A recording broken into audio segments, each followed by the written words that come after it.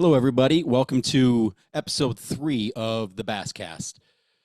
I'm going to run a little scenario by you. Say you planted at exactly the right spacing you were looking for, at exactly the right depth. Also, knowing that you paid a premium for that GMO corn and its traits, yet you're still getting spindly, weak, oddball corn plants in your field at a really, really high rate. Is sloppy corporate seedsmanship costing you yield? Mike Parkinson and I are going to discuss some of the questions that you should equip yourself with so you can play Stump the Seed Dealer the next time they come visit your farm.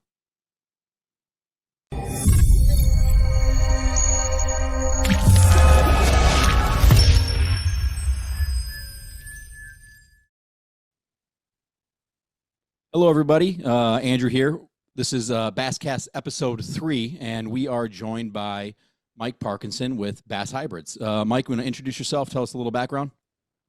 Yeah, I'm the national sales manager for Bass Hybrids. I've been in the seed industry continuously now for over 40 years. So I saw it when it was all conventional corn. I've seen it when it shifted over to all traded corn, and I'm watching it go back the other way now.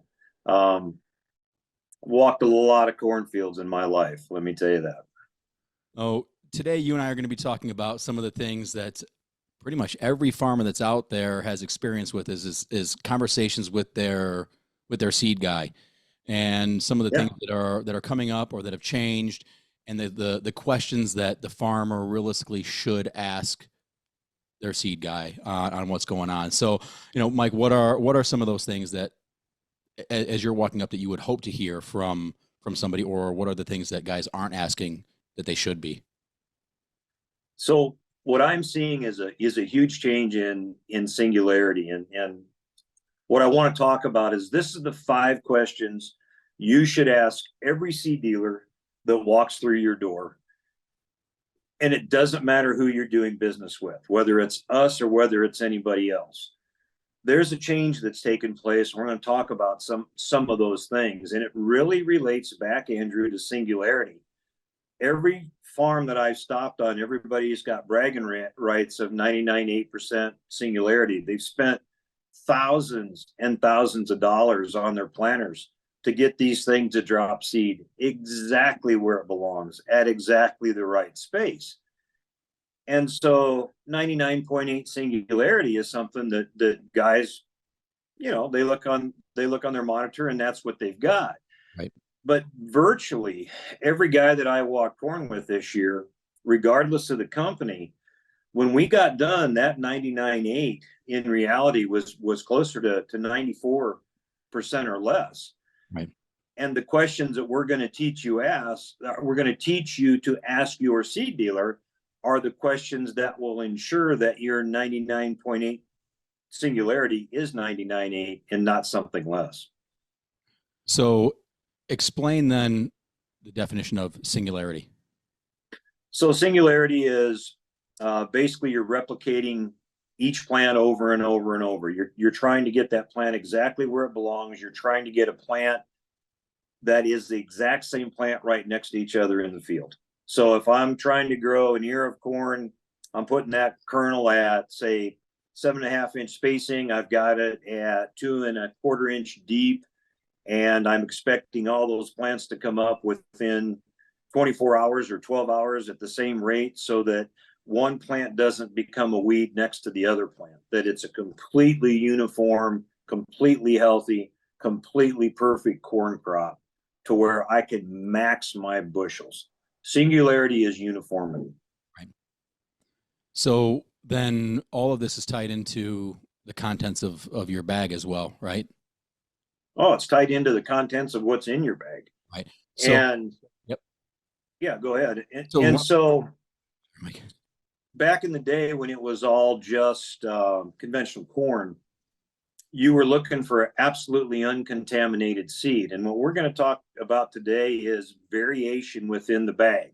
So you look in that bag and all those kernels look perfect. They're all nice, shiny, uniform kernel, treatments on, everything looks good.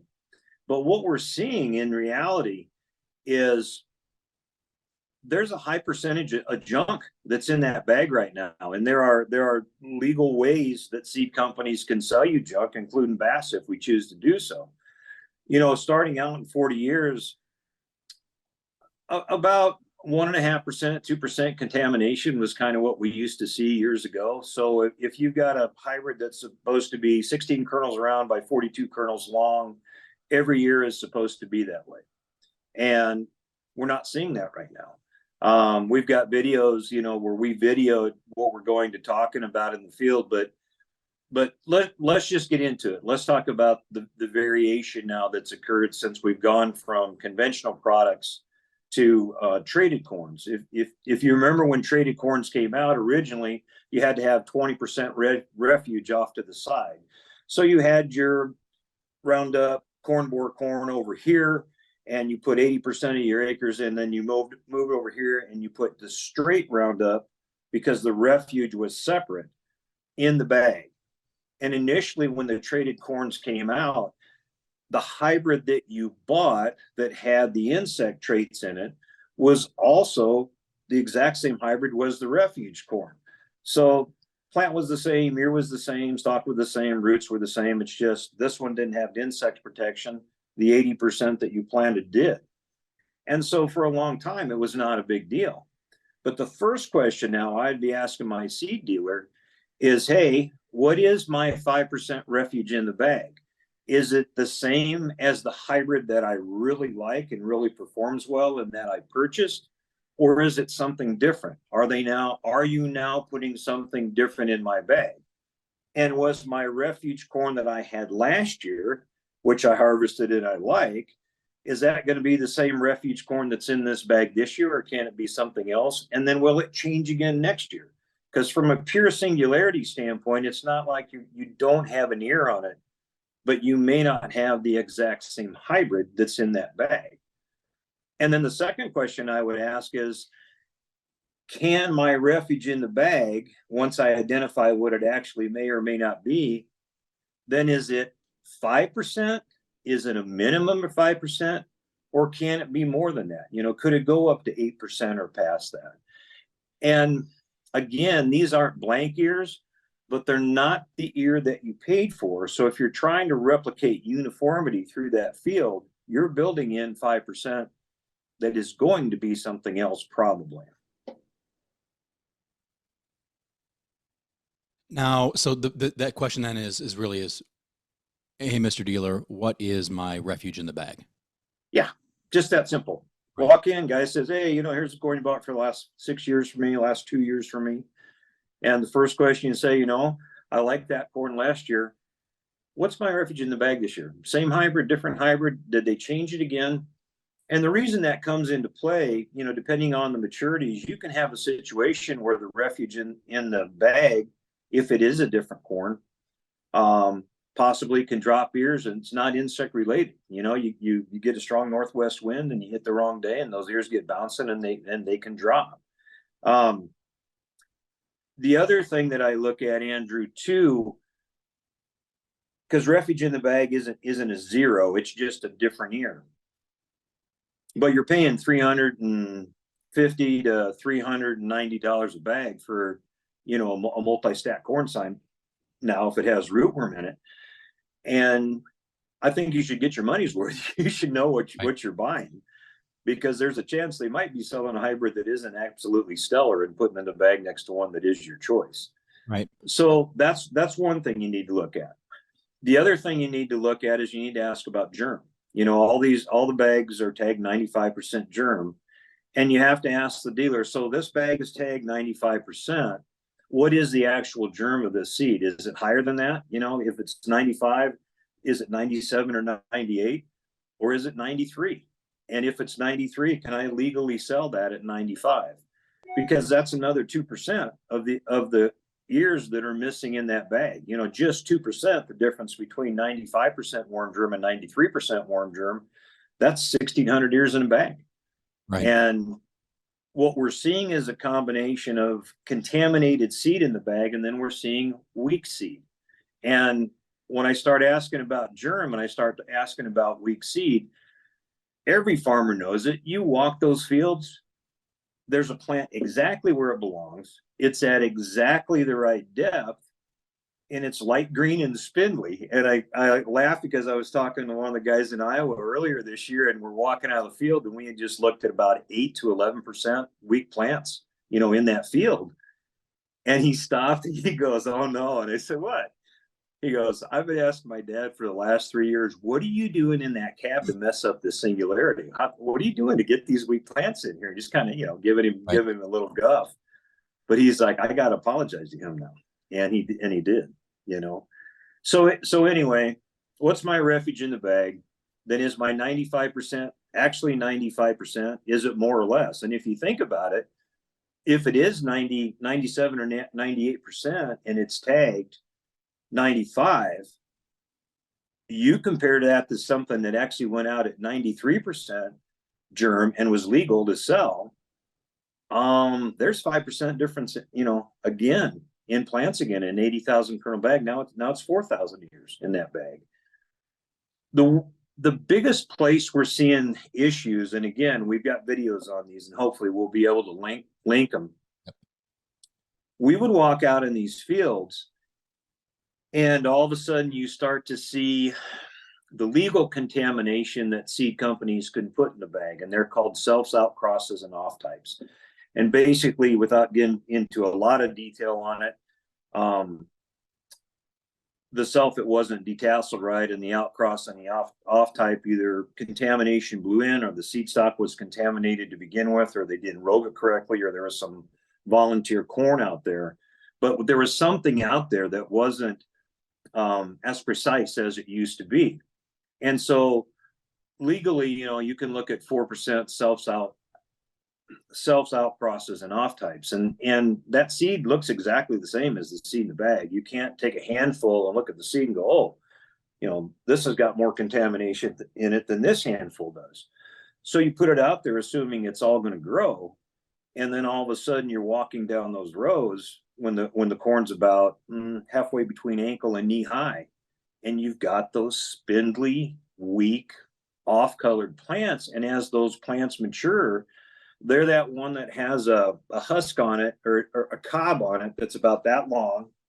So you're paying for this ear and this ear and this ear.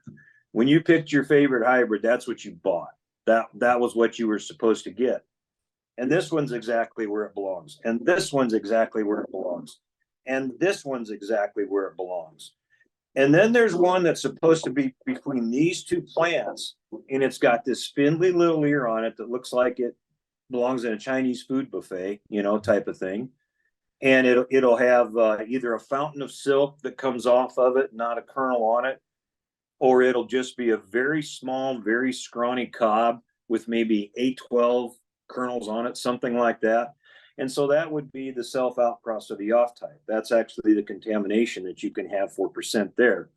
Then you'll see plants they're like this, but the ear's only, this long, and then the rest of the tip is pulled back and it's weak. And there's a fair amount of those too.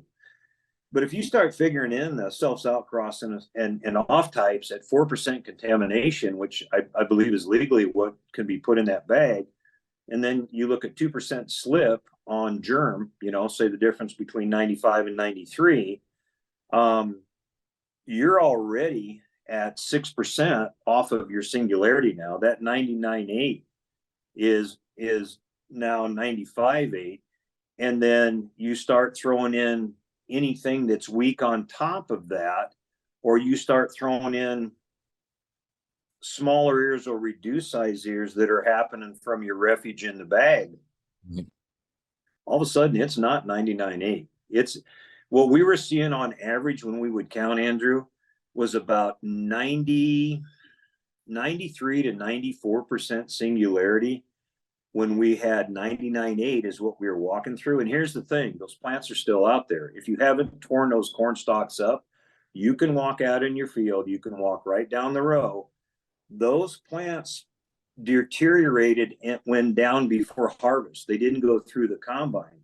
So in a lot of cases, you can go out in the row right now in a frozen field. you'll see a big stalk that has a diameter about like that, and then all of a sudden there's a gap where the stalks are boom, boom, boom, boom, Right. boom, and there's a gap. And what happened is that plant laid over before it ever got harvested. The ear is gone now because it deteriorated, the cob and the kernel, but that little 3-inch husk is still there.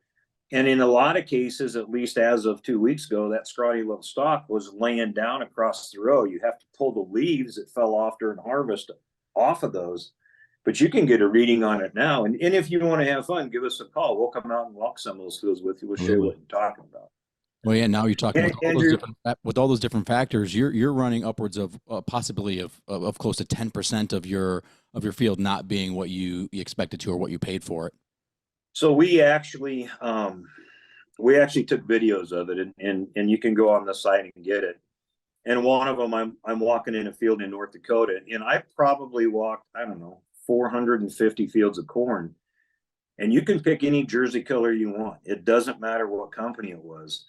Every one of those companies were not as good as what I saw them be 10 years ago. And I don't know if that's because of budget considerations. The guys just aren't in the field telling the seed growers what they've got to do next. I don't know what it is, but I know this: American farmers paying an awful lot of money for seed corn right now, and he should get the best quality he had.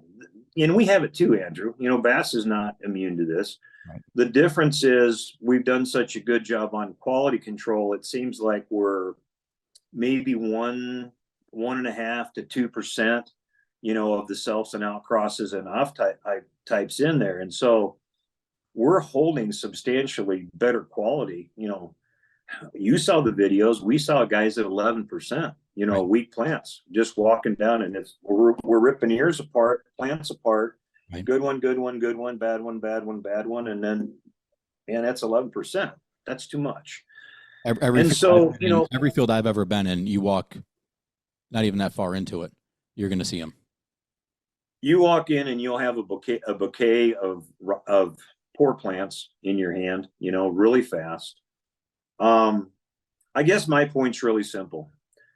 Seed companies have to keep track of this. They have to keep track of what the seed quality is. So what's my refuge in the bag? What's my germ? What's my percentage of contamination? And self outcrosses and off types, know what they are. With that information right there, more than most seed dealers in the United States right now. And you've been in the meetings when we've done, and I've been keeping track. The last meeting I did, we were at 786 farmers. We had asked, what's your refuge in the bag? And out of 786, every one of them said they had never asked that. And that's because when it started out, it was the same as the hybrid, that you bought. They also didn't know about the self outcrosses and off types. They were thinking they were doing something wrong, and the farmer was doing everything right. I mean, everything right. And what I figured out, Andrew, is when I would go out and I would walk the refuge in the bag, or I would go out and I would walk our stuff, from an insect standpoint, I would see maybe 1 to 3% feeding on the conventional corn. And we try to make naturally insect resistant corn, so the bugs have to work to get through every one of those. Then I would go in the 5% refuge in the bag, and lo and behold, I would see 1 to 3% feeding on the 5% refuge in the bag. And that is designed to be eaten. That 5%, by law, is designed to be eaten. But I'm seeing 1 or 2% insect damage in either conventional or traded corn. And then I'm seeing 6% because of sloppy seed quality. Farmers are losing more grain, more ears to sloppy seed quality right now than they're losing to insects. And they just paid an arm and a leg for the dollars for those trade corns. In my mind, that's not right. And that's one of the reasons we're here as a company, I guess, because we don't necessarily agree. Right. Just don't necessarily agree that the farmer should hand his money to trade companies that take it overseas. Keep your money at home. Keep it in your checkbook. It's your money. Don't give it to other people who have done nothing to deserve it. And you'll hear hear those guys talking about jacking their population all the way up to as high as they possibly can. And it all makes sense. Of course, they're going to want them to run it at a high population because they're getting all of that extra A dollar lot of per revenue, acre. a lot of revenue involved in traits, a lot of revenue. And there's more than one way to do this. I mean, historically, when I first started selling seed corn, and now I feel like my grandpa, talking about it like this, but when I first started selling seed corn, the very first bag of corn I sold was $54.90 a bag. And the first two guys that I sold that $54.90 corn to per bag, that was in a town called Watseka, Illinois, in that rural area there. They said that price is too high, man. I mean, that's the farmer. What's the price you see? Is this? It's too high, because he has to guard his bottom line. So they're going to try to, negotiate you down to 51 or 52 or whatever when it was 54.90 a bag. And I sold that corn from probably 1983 till 1997, and that corn had creeped up to 74.90 a bag, by that 1997 time frame. And I didn't live too far from Herman Warsaw in Illinois. He lived by Paxton, Illinois, and he's the guy that was raising 303 bushel corn, in the 80s. If you were an FFA, we had the 303 bushel challenge. It was a little ear of corn that we put on our coat, and that was from Herman Warsaw's farm. That being said, I sold a lot of corn in the early 80s that were cranking out good 200 bushel yields for $74 a bag. I saw conventional corns in that Stanton, Nebraska area, Madison, Nebraska area, that were doing 349 back in 2012. And that's without doing a lot of extra stuff to it. That was 31,000 irrigated population, split application of nitrogen, and there's 349 bushel corn in that field. The traits have added good things. There's no doubt about that, protecting the insect and some of the weed control. But I think trait companies, and I think seed companies in general, and we have to be careful we don't do it as well, I think they want to take too much credit for the good yields that farmers get. I've always thought that the improvements in corn genetics were responsible for maybe 30% of the farmer's yield, that all these seed companies like to brag about, including, the 600 bushel yields they're talking about now. But I really think 70% of those yields come from what the farmers do. Farmers have gotten so good at producing corn and very efficient at producing corn. And I think we have to stay humble as seed producers in the industry, so we don't take away from their expertise. We have good genetics, but the farmers are the ones who hold the key to the world's food supply. And you mess with a farmer and you're going to go hungry. And I think the world needs to remember that right now. I agree 100%. Oh, we've talked about the refuge in the bag, contamination, with the off types and things like that. What's the next important question to ask the seed dealer? Well, I think the last question to ask a seed dealer is, what's the coolest hat that you have? I mean, that to me is the kind of the fifth question. But again, what you just rehashed, what's my refuge in the bag? And if they can't tell you, they need to know. And the problem, the fun you're going to have with this, I almost said the problem you're going to have with this. The fun you're going to have with this is once you have those 5 questions down or 4 questions down and you write them down, you are now smarter than probably the guy that's 3 levels above the seed dealer that you're working with within that company. They don't have any idea any of this stuff exists. All of the companies have to keep track of everything we've talked about. It has to be recorded by lot number. So you can legally go out and sell this corn. So when you ask that question, that information is available. You call Rachel in our office and ask her, what's cold germ, what's warm germ, what's a super cold, what's contamination. She'll rattle it right off to you, man. I mean, that information is known. The problem is it needs to be known by the customer, not by the guy that's bagging the seed. It is the customer, but it's the customer's responsibility to also say, you know what? I think you guys have gotten sloppy. I think you're overcharging me. I want 2% or less contamination. And if you don't provide that for me, I've just spent tens of thousands of dollars on my planter to get it to plant right. And you guys are the weak link in my operation right now. And you're supposed to be God's gift to the seed industry. And you're letting me down. I walked just about 400 fields. Every field we walked, this stuff was in every field. And if you've got it, like I said, if you've got stocks right now and you haven't worked them or they're not tore up, you can still go out right now and find them. You can still see it. What is the example when we talk about is pistachios? If I were to open up a bag of pistachios, and I know that one or two of them is going to be either bitter or bad tasting, or have a couple that I can't open up. That's kind of what we're talking about. Is if you were buying that seed and you were getting that small percentage, okay, it's okay. But if you were to buy that bag of pistachios and in 1 pound end up with 10-12% of it being disgusting and terrible or not accessible, you would probably never buy from that that brand ever again.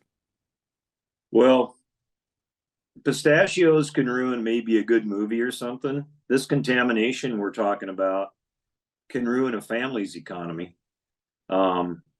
One of the advantages of doing the not off patent, conventional corn, but research driven, modern research driven conventional corn, not your dad's or your granddad's corn, new stuff. And that's what we have, is you get to save a ton of money up front, and it's been between 100 and 200 bucks a bag.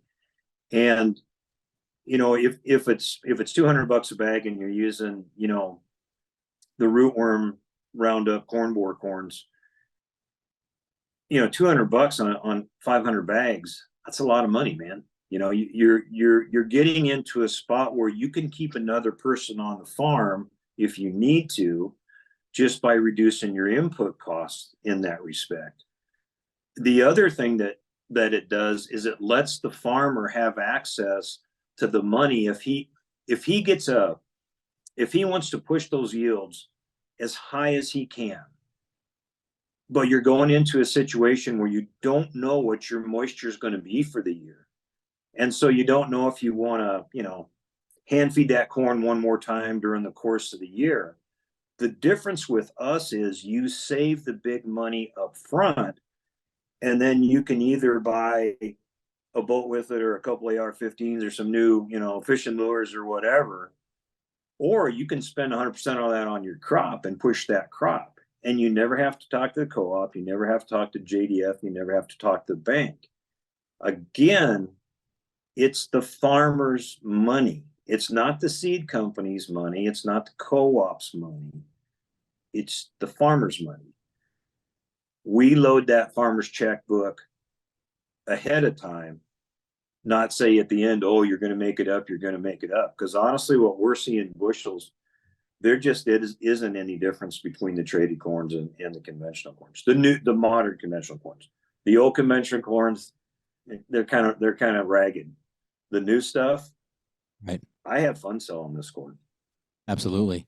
The thing too, like you said, we're keeping that money in the bank account of the farmer. So when it's there, that money is more than likely being spent within their own community, their county, their state. Absolutely. As opposed to with some of the multinational companies that are going out there and the legacy fees that are most likely going overseas somewhere that have no impact on what's going on here within our area. The thing, again, I get to talk like my grandfather again, and I'm actually starting to make myself feel old. But I'm beginning to also realize something. My grandfather was smarter than I originally thought he was on some things. And I lived through the 80s. I lived through the late 70s and 80s, during would have been Jimmy Carter administration, and we were moving into Reagan. So I mean, it's a long time ago. Those are historic names. But I lived with $1.83, $2 corn, and I had good interest. I had good credit. I bought my first house when I was I was 22 years old, and I paid 12.4% interest for that house. And man, that was the going rate. That's what everybody paid. And I had a good credit score. Again, I had a good credit score, and I bought a Chevy Cavalier, the first front wheel drive that came out, because I thought front wheel drive was pretty cool. And I paid 16% from that, not from go up. You got an advantage to not ignore the hard times, but be buffered from them by reducing your costs on your seed and getting excellent yields. I still crack up because one of the conversations I had on Monday with one of the, it's actually they're competitive dealers, but they're talking with us, and their concern really is, if I stick this conventional corn out there, is it just going to disappear, between the rows of the traded corns? I mean, that's the marketing that's been done so well by the trade companies. Right. That's one of the reasons we video everybody, Andrew. And like the second or third question we ask them, okay, we're with so and so, and this is a community we're in. How many years has it been since you used conventional corn? 30 years, 40 years, whatever. You're standing in it right now. What do you see for insects? Are there any insects in here? Nope. Next thing, how's your weed control? You're supposed to be overrun with weeds. It's supposed to look like a jungle. Nope. Shoot down the road. The fields are clean. And so I don't know. We've probably done 300 videos of guys saying that. And the conversation I was having with the competitive dealers that'll probably end up being dealers for us too was, if there's 350 videos where we ask the guy, is there any bugs in this corn from North Dakota to Kansas? And by the time you get to video 299 and you still think that corn is going to be eaten to the ground, right, we're probably not a good fit for you. Right. If you're that skeptical, please do not use us. But we made the videos for a reason. Seed people always twist it. They always make it better than it is. At least historically, they always did. And so when a farmer's telling a farmer, this is what I got, that's a good place to be. From a farmer, that's like, okay, this guy doesn't have a dog in the fight other than he needs to make more money for his family, and that's the same dog I've got. Right. So I guess maybe I'll trade jersey colors this year. We'll see. We'll see what happens. Yeah, the economics of it all, I still wonder why some people will go to the stack traded corn and pay almost 2x for it when they, like you said, we can control what some of that input cost is, and not necessarily be reliant on this guy every now and then for some of the stuff that's going on out there. But they do have a reason, Andrew. When I mean, you got to remember, I worked with farmers for over 40 years. And that reason is, there's a reason farmers do what they do. It's because it works. And the thing is that there's a comfort level there, and there's a peer pressure level there too. The thing is that we've surrendered a lot of money, and by a lot of money, I bet more than 500,000 every 10 years. Because of the fees associated with the traits that are out there. That left the farm.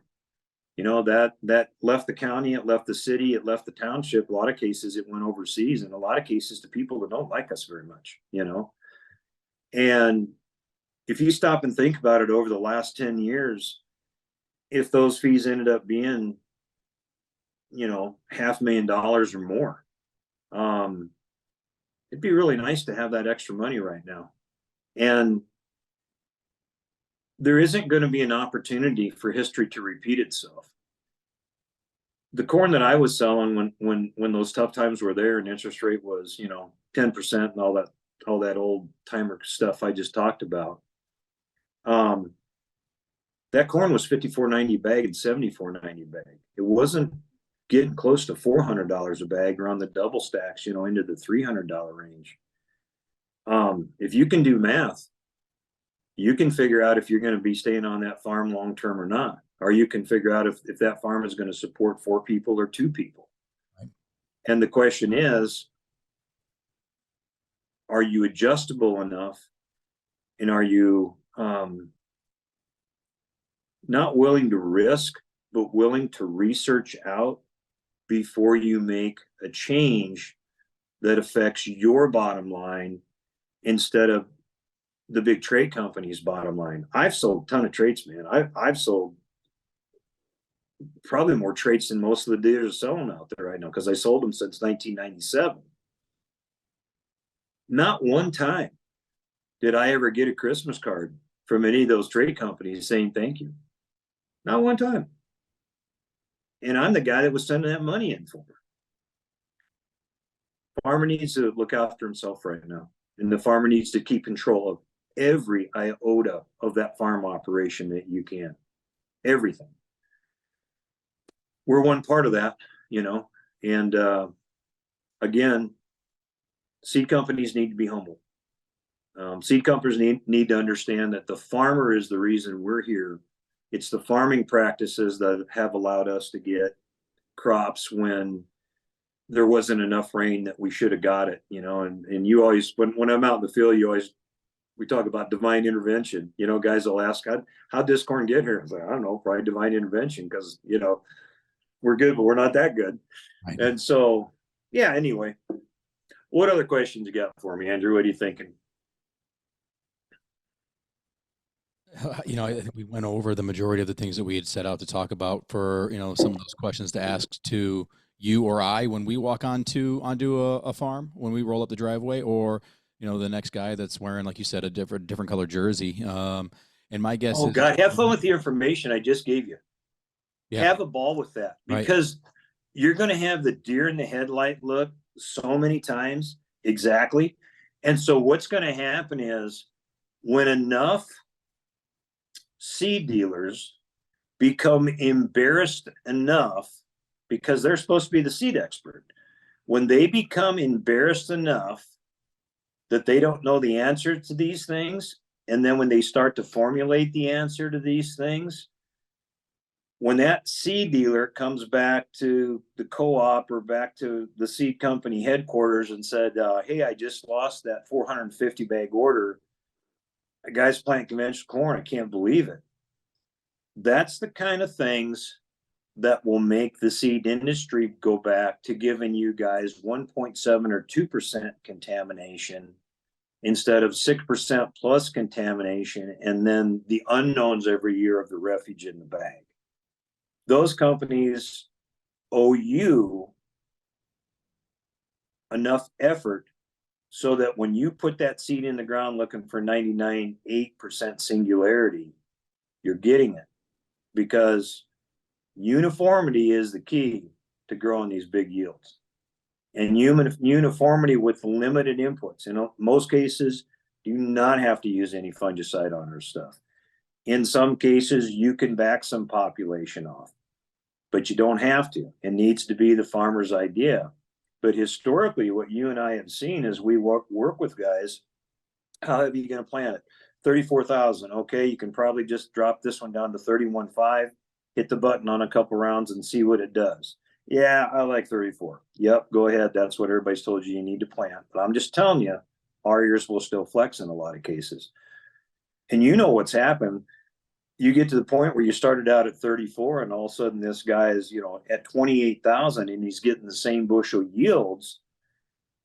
And in a lot of cases, those guys wouldn't tell us. We're figuring out the order for the next year, and it's like, wait a minute, if you're doing 31.5, we're this many bags short. Oh yeah, we backed off. We dropped that on the varial on a lot of those acres, so we got just what we need. Thank you. Yeah, you know, perfect. That's exactly what we want to see happen. Farmer needs to farm for himself, not for the seed company. Right. So one thing I'll leave off with is anyone who wants to know more about what we have going on can go to basshybrids.com, take a look at all the different things that we have up there, whether that's our different hybrids or some of the videos that Mike had talked about. We got to link the videos in so the guys can actually see it while the corn's in the field and the farmer is videoing me with the phone. So, Mike, you got anything else to add to it before we cut off? Nah, you know, we're here as a sounding board. Here's what we know. We don't know it all. We know we're doing the best we can. And if you got something you want to talk about, let's have a conversation. iPads are great, computers are great. But the bottom line is it's conversation a lot of time where you catch the little idiosyncrasies that would change the way you do something. And so use it all. Use your online ability to research, use your personal ability to research. But if you have that question, there's a pretty good chance. If you have that question, there's a pretty darn good chance somebody else does too. Oh yeah. So ask it. Yeah. Anyway, yeah. Thanks, Andrew. Appreciate the time. Yeah, thank you so much, Mike, for joining, and we'll see everybody soon. Like, follow, subscribe, do all that stuff. Leave some comments if you have any questions. We can answer them in here in the bottom, and we'll talk to you guys next time. I do have one more thing. Sure. Please write those questions down when you ask the seed dealer. I would love to personally know what the response was or is. I would love guys to send that in. I think it might be fun to just log them.